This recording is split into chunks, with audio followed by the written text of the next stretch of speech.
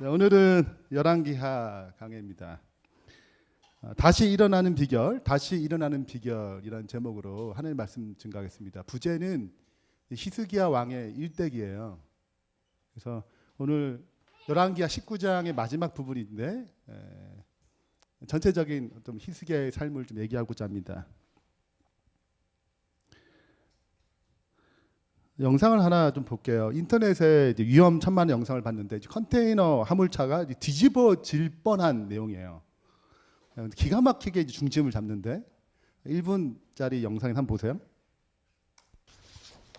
네, 지난 17일 낮 경부고속도로 하행선 묵천나들목 부근입니다. 하얀색 컨테이너 차량이 갑자기 급제동하더니 심하게 흔들리고요. 결국 컨테이너가 쏠리면서 옆으로 넘어질 듯한 위태로운 장면이 저렇게 연출이 됩니다. 1차선을 달리던 승용차가 충돌할 뻔하다가 화물차를 피하고요. 운전자가 어렵게 차 중심을 잡으면서 가까스로 위기는 벗어납니다. 자, 이 영상을 제보한 시청자도 바로 비상등을 켜서 뒤 차량의 위험을 알렸다고 하는데요. 고속도로에서 급제동이 얼마나 위험한지, 또 뒤따르던 차들이 왜 차량 간격을 충분히 벌려야 하는지 그 이유를 단적으로 보여주고 있습니다. 네, 저도 이런 반응이었어요. 예, 놀랍죠. 예, 운전자가 중심을 잘 잡지 못했다면 대형 사고가 날 뻔했습니다. 우리의 인생도 실은 중심 잡기가 굉장히 중요합니다. 의인은 7번 넘어져도 다시 일어나는 것이거든요. 그렇기 때문에 그리스도인의 삶 가운데 어떻게 우리의 중심을 잡을 것인가, 어떻게 넘어지더라도 다시 일어날 것인가, 오늘 히스기야의 인생을 통해서, 삶을 통해서 좀 생각해 보고자 합니다. 열왕기하 18장 1절에 이렇게 시작합니다. 이스라엘 왕 엘라의 아들 호세아 제3년에 유다 왕 아하스의 아들 히스기야가 왕이 되니, 히스기야는 제13대 왕입니다. 그가 왕이 될 때 나이가 25세예요. 예루살렘에서 29년간 다스렸습니다. 그러니까 54살에 돌아가셨죠. 29년 동안 그의 삶 가운데서 굉장히 중요한 포인트가 있습니다. 그 포인트가 몇 년째쯤이 포인트일까요? 모르는 거죠.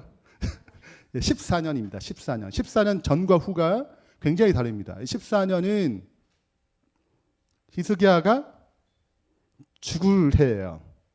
그가 기도했을 때 다시 15년 동안 살도록 허락하셨습니다. 그것이 열왕기하 20장 이야기예요.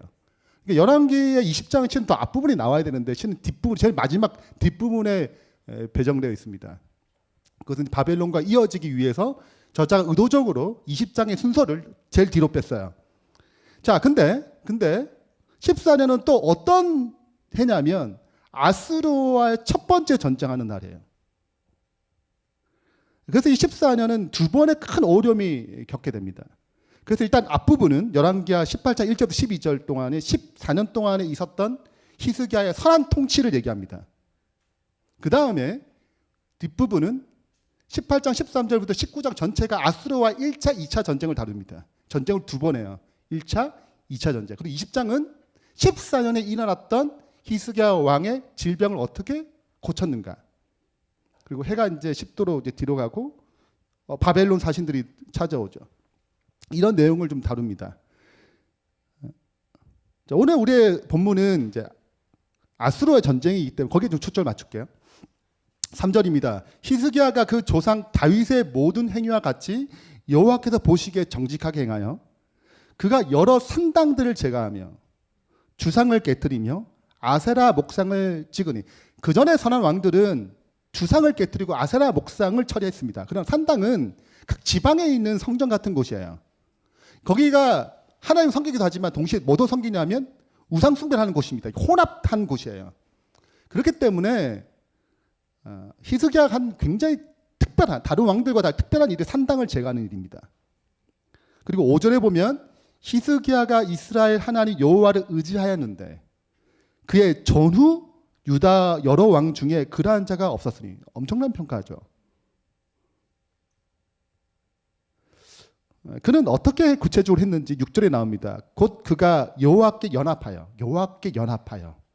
그에게 떠나지 아니하고 여호와께서 모세에게 명령하신 계명을 지켰더라.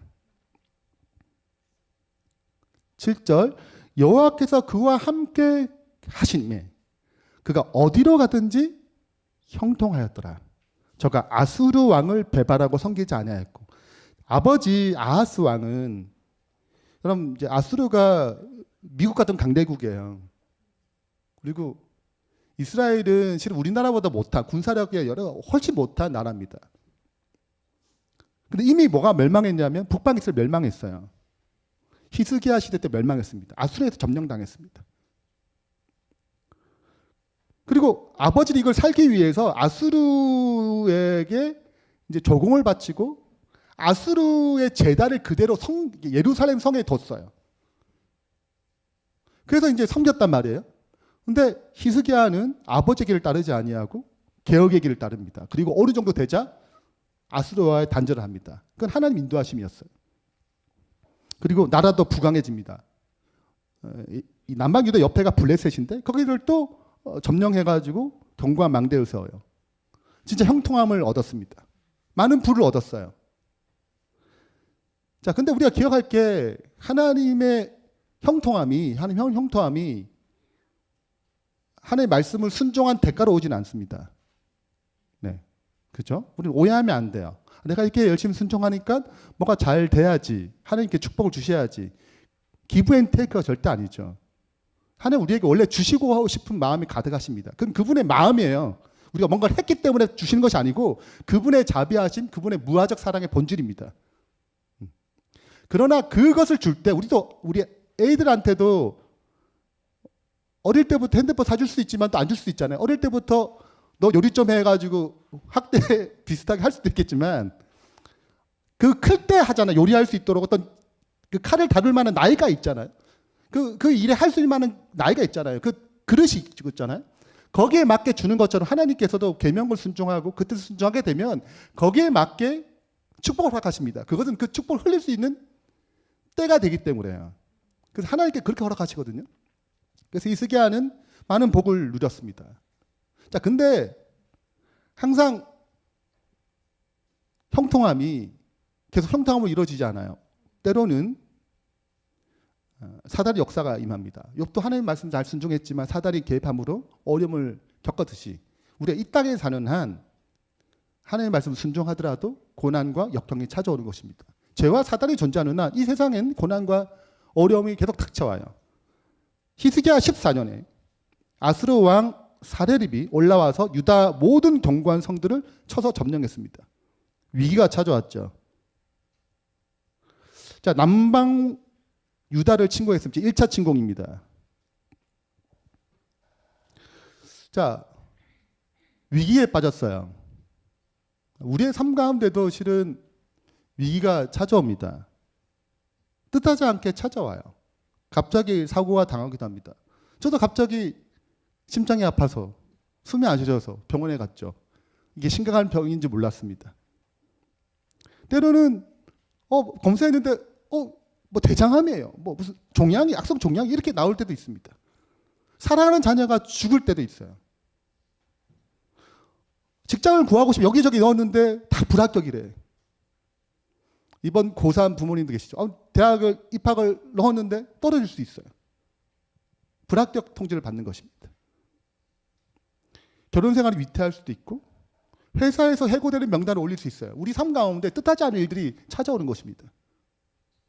아수르 같은 문제들이 찾아와요. 나 좀 신앙 열심히 하고 있는데 왜 이런 문제가 닥칠까? 이렇게 고민할 수도 있습니다. 히스기야는 이 문제를 어떻게 해결했을까요?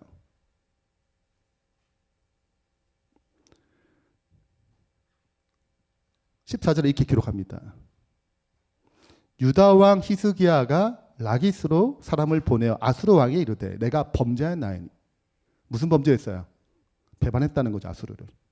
나를 떠나 돌아서서 왕이 내게 지우시는 것을 내가 당하리다 하였더니 아수르 왕이 곧 은 300달란트와 금 30달란트를 정하여 유다 왕 히스기야에게 내게 한지라. 제가 계산해 봤습니다. 이 당시 때 이 정도 금액은 어딘가? 이까지는 잘 모르겠고 예수님 당시 때 이 돈은 1조 됩니다. 엄청난 돈이에요. 그러니까 바벨론의 사신에게 보였던 그 자랑했던 거 다 날라갔습니다. 그것도 부족해가지고 어떻게 했냐면 다 끌고 모아야 했어요.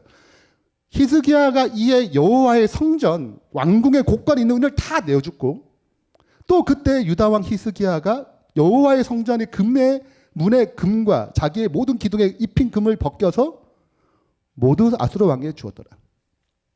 그래서 물러갑니다. 해결됐어요. 문제 해결됐어요. 근데 여러분 기억할 게 그리스도인이라면 문제 해결에 초점이 있지 않아요. 어떠한 방법으로 문제를 해결하는 얘기가 중요한 것입니다. 수많은 문제가 해결될 수 있어요. 문제 해결했어요. 그래서 굉장히 가난해졌고 어려움을 당했습니다. 온 민족이. 그러나 뭘 놓쳤냐면 그렇게 형통했는데, 그렇게 하나님을 따랐는데, 하나님 의지했는데 이때 뭘 놓쳤어요? 하나님의 의지하는 손을 놓쳤습니다. 하나님 인도하심을 놓쳤어요.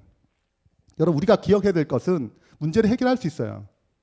근데 성경의 관점은 문제 해결에 있지 않고 어떻게 그 문제를 해결했는가, 하나님 인도하심을 구했는가, 그분의 지혜와 주분의 인도하심에 반응해서 역사했는가, 그걸 해결했는가, 여기에 초점이 있습니다.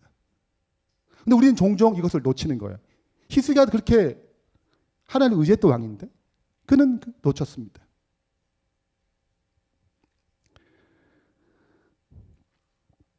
이게 무슨 장면이죠?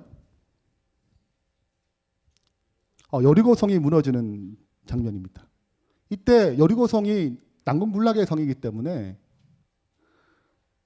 여호수아가 이 첫 번째 가나안 땅 첫 번째 관문이죠. 그래서 여호수아가 가장 첫 번째 한 일이 3장에 기도하는 것입니다. 요 3장에 기도해요. 이거 문제를 놓고 하나님 이걸 어떻게 하면 좋겠습니까?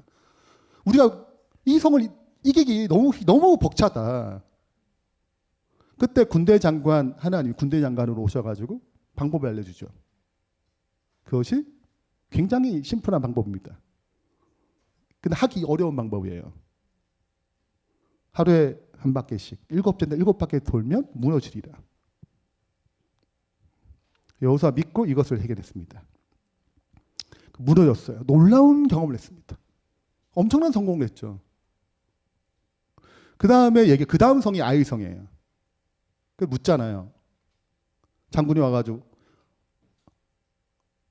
숫자 3천만 붙여주시면 아이성 점령할 수 있습니다. 아, 그래? 가. 그래서 대패를 했어요. 크게 패했습니다. 부자 선지자는 그 일을 이렇게 기록합니다.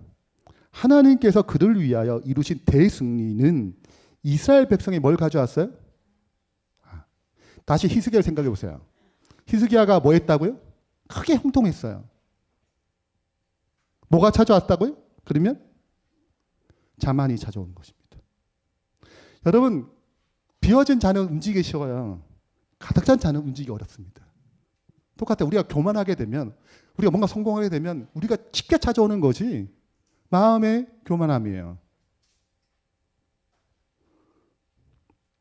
하나님께서 가나안 땅을 그들에게 허락하셨으므로 그들은 안심하였고 하나님의 도우심만이 그들에게 성공을 줄 수 있다는 사실을 또한 잊어버렸다.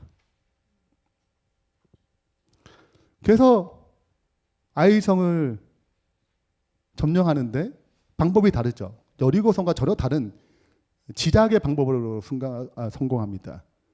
여호수아를 강의할 때 이 부분을 제가 한번 말씀드렸는데 다시 한번 가져왔습니다. 네. 어려운 애니메이션 저 수준에는. 자, 여기 아이성입니다. 저 위에가 베델성이에요. 베델성은 같이 동맹국입니다. 그러니까 쳐들어오면 우리가 도와주겠다는 거예요. 이게 3.2km밖에 안 됩니다. 근데 이걸 어떻게 치냐면 일단 여기에 3만 명의 봉비병을 둡니다. 몰래. 그리고 베델성에 도와주러 오게 될 때 이 길을 차단할 5천 명의 복병을 둬요. 이게 얼마 안 되거든요, 이 길이가. 3.2km밖에 안 됩니다. 자, 그 다음에 주력. 여호수아의 주력 부대는 그 근처에 갑니다. 가요. 자, 그리고 아이성이 쫓아올 때 도망갑니다. 지는 척하면 도망가요. 그러면 이전의 경험처럼 이길 줄 알고 쫓아갑니다. 막 쫓아가요. 그러면 뭐가 비워져요? 성이 비워지죠. 그러면 아이성을 점령하는 것입니다. 그렇게 해서 이겼어요. 예, 이거는 어떠한 기적 같은 일이 없었습니다. 자, 우리가 하나님께서 우리의 삶 가운데 나타나실 때 기적 같은 방법이 있어요. 그러나 우리의 판단력, 우리의 사고, 우리의 계획을 아주 좋은 판단력을 가지도록, 놀라운 지혜를 가지도록, 그 올바른 전략을 세우도록 인도하세요. 그래서 뭘 이겼습니까? 아이성을 이겼습니다. 누구의 방법대로? 하나님의 방법대로. 그리스도인은 무엇을 훈련해야 되냐면 하나님의 방법대로 이 문제를 어떻게 해결할지를 배워야 해요.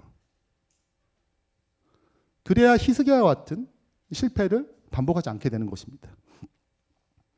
우리는 종종 어제의 승리를 가지고, 어제 승리한 은혜를 가지고 오늘 또 승리할 때 생각합니다. 그러나 여리고서를 이긴 그 승리 가지고 아이성을 이길 수 없었어요. 어제의 승리를 가지고, 과거에 청통했던 경험을 가지고 아수를 이길 수 없었어요. 오늘 승리하려면 뭐가 필요합니까? 오늘의 은혜가 필요한 것입니다. 오늘 무릎 꿇고 하나님께 구하는 기도가 필요했어요. 매일 하늘의 은혜를 공급받아야 하며 그렇지 않을 때 아무도 회심한 상태를 지속하지 못할 것이다. 그건 지속할 수 없어요. 우리가 왜 매일 묵상 공동체를 하나요? 이유가 거기 있습니다. 우리가 날마다 뭘 받지 아니하면, 하나의 은혜를 공급받지 아니하면 우리는 이길 수 없기 때문에요. 우리가 어제 승리한 은혜를 가지고 살려고 할 때 우리는 실패할 수밖에 없습니다. 이것이 히스기야가 실패한 이유고, 그때 하나님 의지하지 못한 이유예요. 이제 2년이 지났습니다. 무슨 일이 시작해요? 2차 침공이 시작합니다.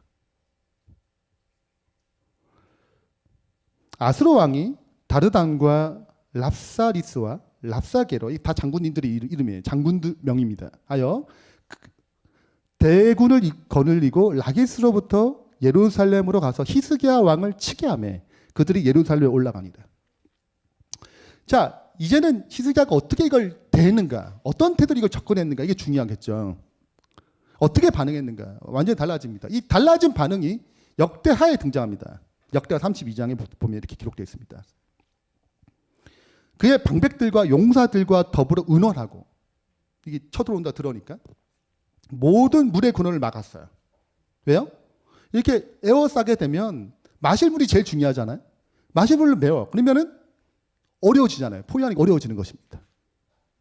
이에 백성이 많이 모여 모든 물 근원과 땅으로 흘러가는 시내를 막고 이르되 어찌 아수르 왕들이 와서 많은 물을 얻게 하리요. 그리고 히스기야는 저 위에 기온샘으로부터 500m를 파가지고 어디로 와요? 물을? 예루살렘으로 옵니다. 예루살렘은 산 위에 있기 때문에 물 공급이 가장 어려웠어요. 공정하기 어려운데 물 공급이 어려운 것입니다. 그래서 히스기야 때 이걸 뚫었습니다. 모든 걸 뭐예요? 준비한 거예요. 그리고 히스기야가 힘을 내요. 무너진 모든 성벽을 보수하되 망대까지 높이 쌓고 또 외성을 쌓고 다윗의 성에 밀로를 견고하게 하고 무기와 방패를 많이 만들고 이제 전쟁을 준비하는 것입니다. 우리가 실패를 올 때 실패를 회피하려는 속성이 있습니다. 그러나 히스기야는 그 실패를 직면했을 때 다시 그 실패를 겪지 않고자 준비하고 있습니다.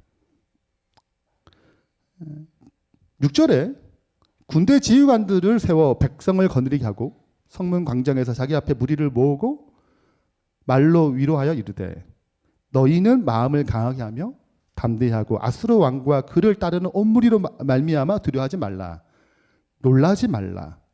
우리와 함께 하신 이가 그와 함께 하는 자보다 크니.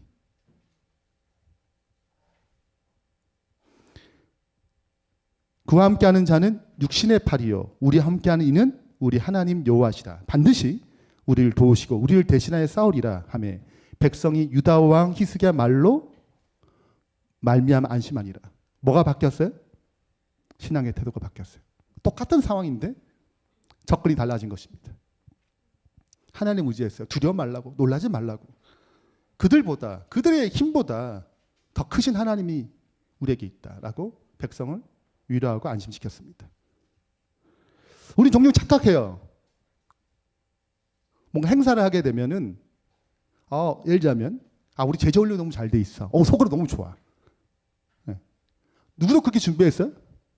히스기야도 망대를 세우고 물을 메꾸고 준비했어요. 근데 히스기야는 거기에 대해서 의지하지 않고 누구를 의지했어요?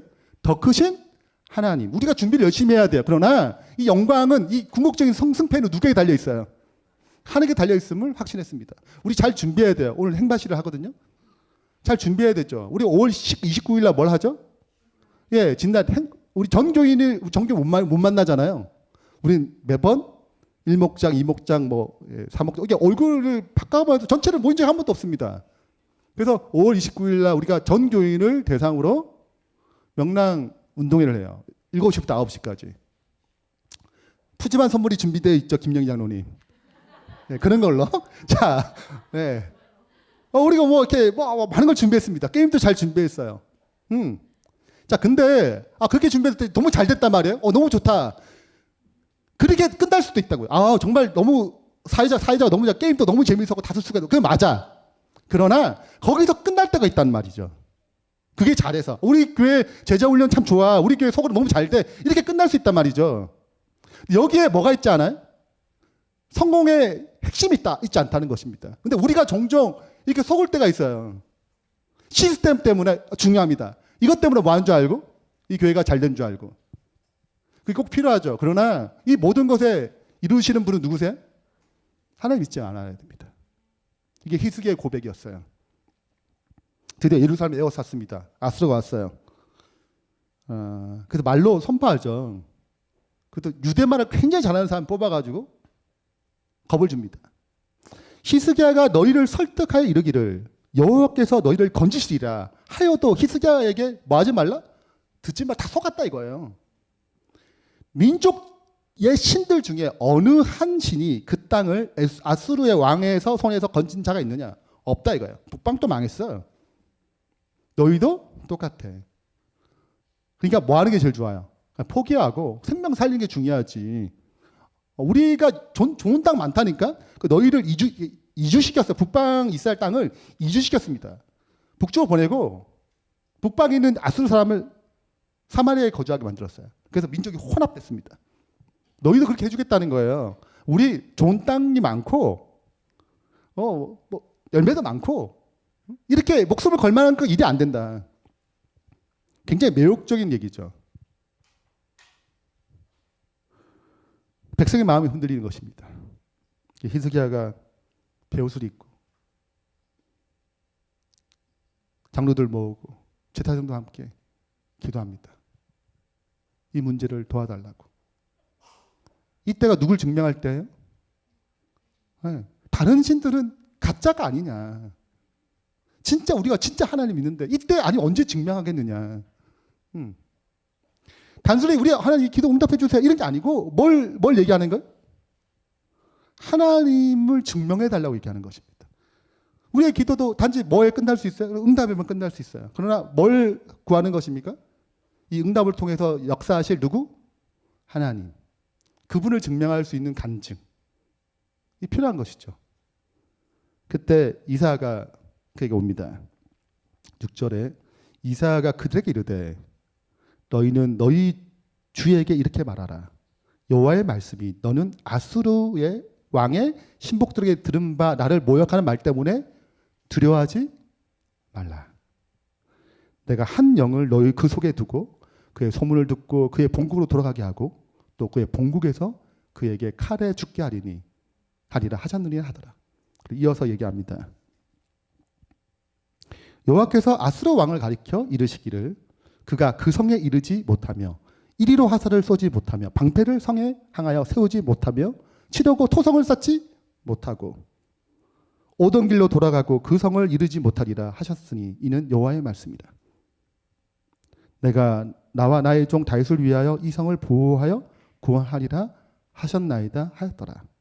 그 다음 날 이 밤에 여호와의 사자가 나와서 아수르 진영에서 군사 18명 5천 명을 쳤어요. 다 죽었습니다. 하나님의 기적을 경험한 거죠. 분명 1차 전쟁에서 그는 실패했습니다. 하나님 의지한 게 실패했어요. 근데 2차 전쟁에는 전혀 태도가 달랐습니다. 오직 하나님밖에 없는 것처럼 그를 찾았어요. 모든 걸 준비했지만 그는 하나님을 찾았습니다. 어떻게 다시 일어날 수 있을까요? 실패에서 배우는 성공의 법칙이라는 책이 있습니다. 이 책은 6년간 대대적인 조사했습니다. 실패한 사람들 골랐어요. 이 책에 이렇게 기록합니다. 유명한 경제 신문지에 등장하는 위대한 기업가들의 본 적이 있을 것이다. 그들은 미국뿐 아니라 세계 경제에서 가장 빛나는 스타이며 영웅적인 사업가, 천재 또는 거장으로 불렀다. 하지만 그렇게 칭송받았던 경영자가 불과 몇 년 또는 몇 달도 못 가서 실패를 하고 회사는 문을 닫고 종업원들은 일자리를 잃게 된다. 그 중에 하나가 삼성 자동차예요. 네. 삼성이 하면 뭔가 되지 않겠어? 해가지고 망했어요. 이런 게 많다는 거죠. 그리고 앞부분에 제 1장이 뭐냐면 잘못 알려진 7가지 원인들이 우리가 저래서 저 실패했어라고 생각하는 잘못된 7가지 개념이 있다는 것입니다. 첫 번째는 경영자 어리석어서 그렇게 된 거야. 그게 아니라는 거예요. 그도 굉장히 훌륭한 사람이었고 훌륭한 경력을 가지고 많이 배웠던 사람들이에요. 그게 멍청해서 그렇게 된 것이 아니라는 거죠. 두 번째는 경영자 무슨 일이 몰라가지고 갑자기 그 문제가 생겨가지고 망했다. 이게 아닌 것입니다. 근데 모토로라 얘기하거든요. 모토로라 들어보셨어요? 우리 젊은 세대들은. 저희는 모토로라 그 핸드폰 삼성 위에급 최고의 핸드폰, 폴더폰은 최고의 핸드폰이었죠. 네. 근데 지금 쳐다볼 수도 없어요. 망했죠. 뭘 올렸냐면 이미 서류에 우리가 지금 스마트폰, 인폰으로 바꿔야 한다. 우리 시대가 그렇게 흘러가야 한다라고 올렸어요. 근데 무슨 폴더폰 우리 1등이야, 1등. 1등 기업이었거든요. 네. 그랬던 때 그랬습니다. 뒤늦게, 삼성보다 뒤늦게 시작했는데 망했죠. 몰랐던 게 아닌 건가요? 세 번째 이유는 열심히 하지 않았다. 네 번째 이유에 몇 가지 빼고 열심히 일하지 않았다 그래. 그는 가정을 잘 못 돌보고 열심히 일했다는 것입니다. 다섯 번째는 리더십이 부족했다. 이것도 아니라는 거예요. 그러면서 이유가 뭐냐를 한 챕터에서 그걸 쭉 다룹니다. 그 중에서 몇 가지를 가져왔어요. 첫 번째, 자신과 기업이 환경을 지배한다 생각할 때. 우리가 정말 잘 나가. 이럴 때. 자신의 완벽한 추종자 아닌 사람들을 제거하기 시작해요. 네, 반대하는 사람들. 세 번째, 모든 해답이 자신이 지고 있는 것처럼 생각할 때. 성공을 했으니까. 세계 1등 기업이니까. 네 번째는 중요한 장애물이 등장하거든요. 그걸 가소평가하는 것입니다. 우리 1등, 그 정도는 뭐. 다섯 번째가 기업의 완벽한 대변이라는 이미지에 사로잡혔어요. 이건 너무 좋은 이미지야. 실은 1등 기업도 많잖아요. 그래서 사라진 기업도 굉장히 많습니다.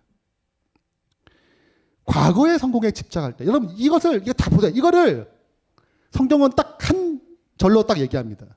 교만은 패망의 선봉이요. 거만한 마음은 넘어질 앞잡이에요.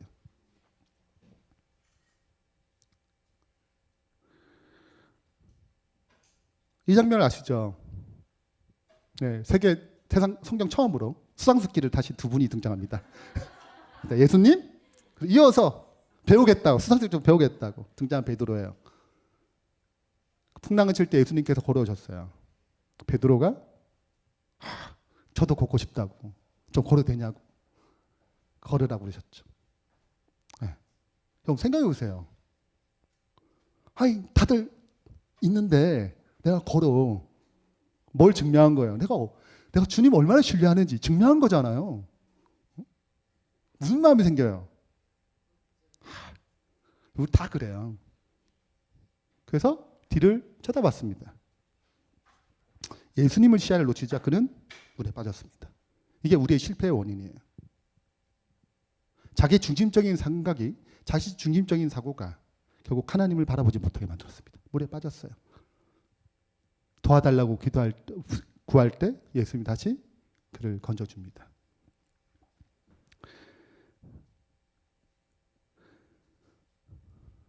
우리 제자훈련 교재의 3권의 5가가 무슨 제목인지 아세요? 자, 제자훈련 DT 3권을 끝내신 분들은 5가가 뭐예요? 요즘 한참 가르치신 분들 5가 제목이 뭘까요? 하나님의 성공을 경험하나요? 자, 그럼 하나님의 성공의 정의가 뭐죠? 하나님이 계신 곳, 이끄시는 곳에 나도 거기 있는 거예요. 어린 양이 어디를 인도하든지 따라가는 자며. 그것이 성공의 원칙이거든요. 하나님의 성공이죠. 근데 왜 실패하느냐? 우리가 왜 하나님의 성공을 따르지 못하느냐? 거기에서 제가 도표를 하나 만들어놨습니다. 그게 첫 번째 자기 중심이에요. 자기 중심 사고요. 자기를 신뢰하고 자기 능력 의존하고 인생의 초점이 자기밖에 없어. 자기 이룬 것을 자랑스럽게 내가 이룬 것을 내가 뭔가 봉사하고 한 것을 되게 자랑스럽게 생각해요. 교회에서 똑같이 이런 일이 일어납니다. 그래서 인정하지 않으면 굉장히 힘들어요. 그건 다 자기가 해서 그래요. 자기 중심적이에요. 교회를 다니시고 교회를 열심히 봉사하지만 이 생각이 있을 때 이건 자기 중심적, 하나님 중심적이 아니에요. 자기를 세우고 높이는 것이고 세상 방식을 먼저 추구합니다. 희생이 이렇게 망했어요. 사람의 입장에서 환경을 먼저 의지하게 됩니다. 우리 못 이기겠어. 아술에게 굴복해야지. 다 내주는 것입니다. 그리고 일반적인 생활은 다 그렇게 살거든. 다 그렇게 사는 거예요. 그러니까 나도 이렇게 사는 것이 문제가 안 되는 것입니다. 그러니까 그리스도인도 다 고만고만하니까 문제가 안 되는 거예요. 우리가 그리스도 삶이 어떤 삶인지 보여줘야 차이를 느끼거든요. 왜 명품이 왜 돈이 비싸서 명품인가요?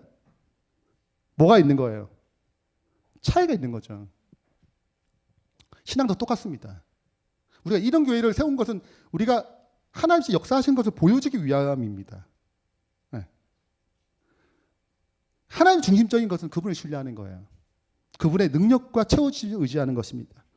하나님 하시는 일에 초점을 두는 것이죠. 하나님 앞에 겸손하는 것이고 자기를 부인하는 삶입니다. 하나님 나라와 그 일을 먼저 추구하는 것, 하나님 입장에서 환경을 바라보는 것입니다. 아수르 18만 5천 아무것도 아닌 거예요. 그분의 입장에서는. 그리고 경건한 삶을 생활하는 것입니다. 그래서 우리가 자기 중심 삶을 살 때 누구께 가는 거예요? 하나님 중심으로 넘어가는 것. 베드로가 물에 빠졌을 때 누굴 구하는 것입니까? 예수님을 구하는 거예요. 그래서 여러분 우리는 오뚜기 같아요. 네, 근데 뭐가 있어야 다시 일어나요?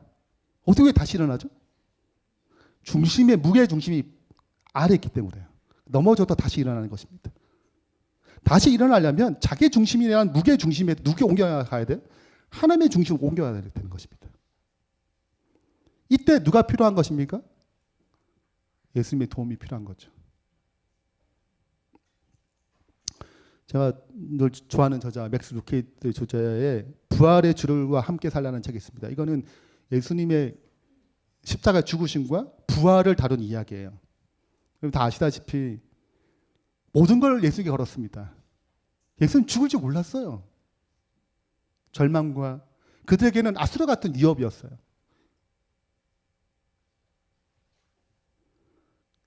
그래서 하나님이 예수님이 부활하셔서 그들과 함께 하시고 그들에게 위로해 주시고 새로운 사명을 주시고 다시 일어나는 내용으로 기술되어 있습니다. 이때 첫 번째 스토리 이야기가 맥스 루케이 목사님의 자기 경험으로 이야기해요. 보트를 샀어요. 그 하우스 보트라고 하더라고요. 하우스 보트가 하우스에 하우스 일단 집. 먹고 자고 생활이 다 가능해. 네. 그리고 어디 가게 되고 섬에 가게 되면 거기서 생활이 가능하고. 자, 모험을 즐기고 싶고 청년들과 함께 그런 걸 누리고 싶어서 3개월 할부로 샀어요. 그리고 이게 플로리다거든요. 이게 배 한 척 딱 놔두고.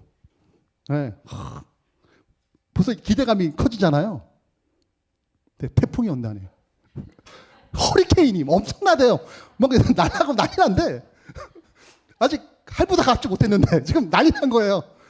자기는 경험도 별로 없는데 문제가 큰일 났어요. 그래서 굉장히 두꺼운 밧줄을 사가지고 나무에 막 묶고 있는 찰나에 필이라는 뭐 이렇게 허리케인에서도 이렇게 뭐 3일 동안 뭐 싸워서 이기고 막 굉장히 유명한 그 바닥에 유명한 사람이래요.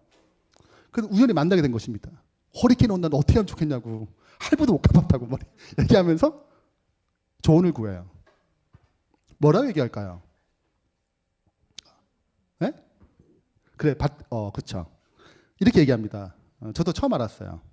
보트를 나무에 메워두면 후회하게 될 거야. 허리케인이 나무를 날려버릴 테니까. 날아가는 거예요. 같이 날아가는 거예요. 유일한 희망은 닻을 깊이 내리는 거지. 네 개의 닻을 각기 다른 지점에 놓두는 것입니다. 그리고 밧줄을 느슨하게 풀어준 다음에 그냥 이제는 기도밖에 없어. 이제는 할 것 다 했지. 아직 희석이에요. 할 것 다 하고 이제 기도를 하는 것입니다. 그래서 살아남았대요. 네. 무게 중심이 어디에 있어야 돼요? 네. 하나님께 있어야 됩니다. 그것이 우리 흔들린 인생을 다시 세우는 유일한 방법입니다. 그리고 예수님께서 제자들에게 나타나실 때 뭐라고 말씀하세요? 두려움과 염려로 고민하는 그들에게 두려워 말라고 얘기하십니다. 히스기야가 아수르 위협 가운데 고민하고 있을 때 두려워 말라고 말씀하세요. 두려워 말라, 너와 함께함이니 놀라지 말라, 나는 내 하나님이 됨이니 무서워 말라, 내가 널 도와주리니 너는 마음에 염려치 말라. 내가 너를 굳세게 하리라, 내 손으로 너를 굳게 꼭 붙잡아 주리라. 내가 너를 의롭게 함이니 너는 마음에 염려하지 말라. 이유가 뭐냐? 나는 너의 하나님이라, 하늘을 지은 창조주라, 땅에 소산을 베푸는 자 나는 여호와라. 이 구절이 정확히 어디 나오냐면 오늘 묵상 본문에 나와요. 나의 의로 부르시는 받은 자, 나의 찬송을 부르는 자, 너는 두려워 말라. 우리 삶 가운데 아수르 같은 위협이 생길 수 있습니다. 때로는 내가 넘어지고 자주 실망해가지고 다시 일어날 힘이 없을 수도 있습니다. 근데 주님은 우리에게 찾아오세요. 베드로가 물에 빠졌을 때 예수님 찾아온 것처럼 우리에게 두려워 말라고 다시 일으켜 세우십니다. 우리가 누구께 가는 거예요? 우리의 마음을 다시 주님께로 돌이키면 주님께서 우리의 삶 다시 일으켜 세울 줄 믿습니다. 결론을 맺겠습니다.